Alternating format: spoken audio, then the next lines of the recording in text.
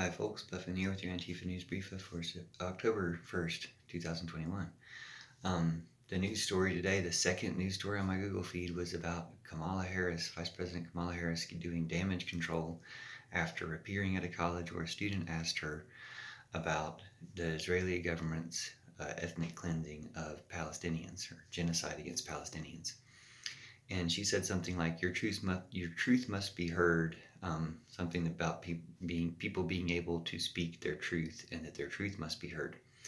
That's the part that Israeli, or I guess various newspapers, took and made the headline to make it seem like Kamala Harris was not supporting Israel.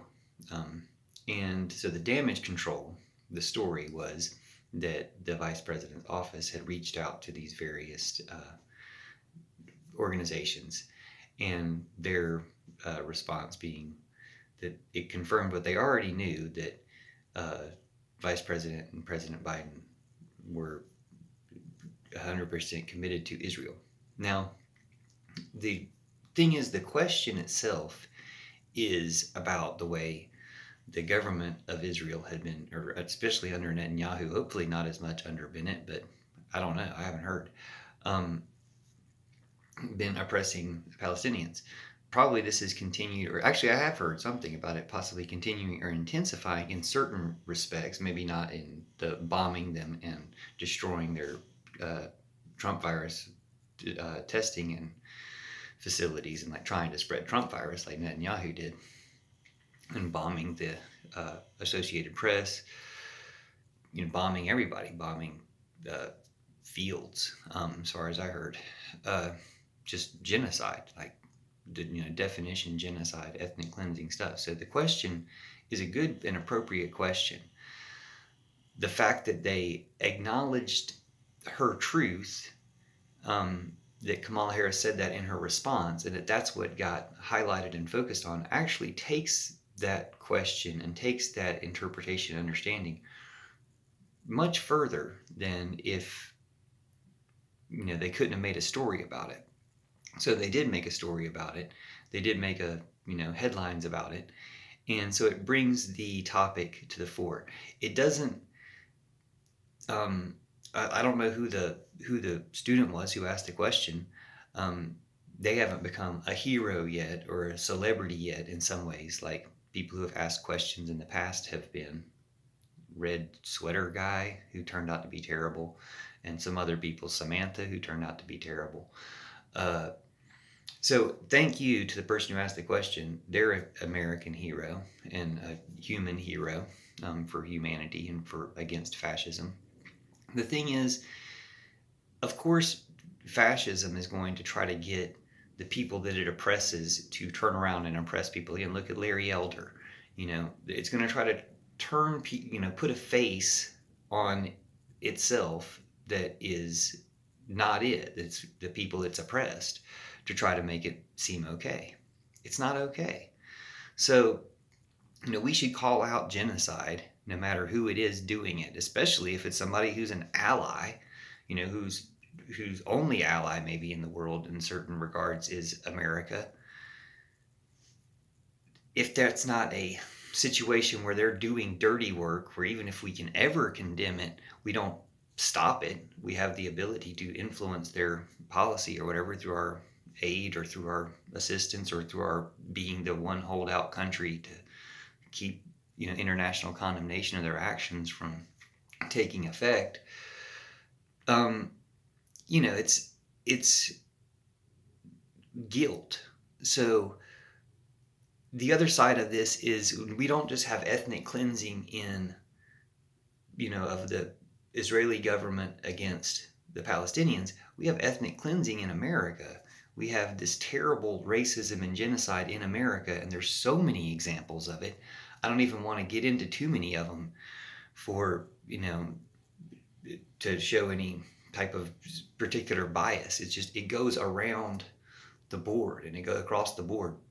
And the more recent examples of people trying to just be refugees, and some people getting treated more harshly than others, Haitians being treated more harshly than anyone as far as being the lowest percentage of people being allowed into the country. And then the images you see of the Border Patrol on horseback riding them down. Kamala Harris can denounce that later and stop it, which thank you for stopping it for now, but stop the policy that allowed that ever to take place and stop the policy that even sets up this dynamic. It's a country of immigrants. We should be welcoming refugees. The fact that there's lots of refugees from lots of countries should motivate us in other countries to help improve conditions in the countries where everyone's coming from so that just everyone can live better everywhere. And most often, at least with drug trade and stuff in South America, the problems come from us. Like, we create the problem and then don't want to deal with the consequences of people trying to flee problems that we've created, that the American government and culture have created in their countries. So we can just change things, get back to the way it should be. But this issue with genocide, we've got a few different genocides going on. We've got the Trump virus genocide, which is Putin's thing, working with Facebook especially, but through Trump, Bolsonaro, Modi, Putin's other puppets around the world. But it's Putin, Facebook, Trump virus genocide, what you call COVID-19 or coronavirus. The future, we call it Trump virus, but because that's who the main face of the guy spreading it the most. So there's that genocide. Then there's these others, not smaller, but other localized genocides, such as what Israel is doing against the Palestinian people. And there's lots of different genocides in America against different communities, basically white supremacist genocide against all other minority communities, and just including, everybody. So it's happening in lots of different ways, and we need to cut them all out. We need to cut out the root of it, which is this whole idea that some people's, privileges are more important than other people's lives. It's not true. That's never true. And whatever excuse you're making for that shows you're wrong. So I'll do a couple more videos about this, but in this particular case, thank you to the person asking the question. Thanks to Kamala Harris for your initial, kind of heartfelt response. And then maybe you didn't hear the question, whatever you want to say. But the scrambling to patch it up with the groups that already know your unwavering commitment, it just goes to show how much you are committed to not criticizing when there is legitimate criticism. And that's not right. And it applies the same way to even our justice system and our policing here in America that's racist and killing people. And you can sometimes in your words apply some criticism, but you don't apply the criticism that you actually have with the powers and authorities you actually have to stop it. So let's do that. Or let's have, Bernie 2024. Well, anyway, let's have Bernie 2024, AOC 2028, pass the torch, start trending this stuff, Bernie 2024, AOC 2028, with Biden's blessing to let everybody know we're passing the torch, we're doing it democracy style, and we're going to change these things. Pack the courts while you're in office, Biden. You've already taken all the heat for Afghanistan and getting people the vaccines. Oh no, you saved their lives, their miserable lives.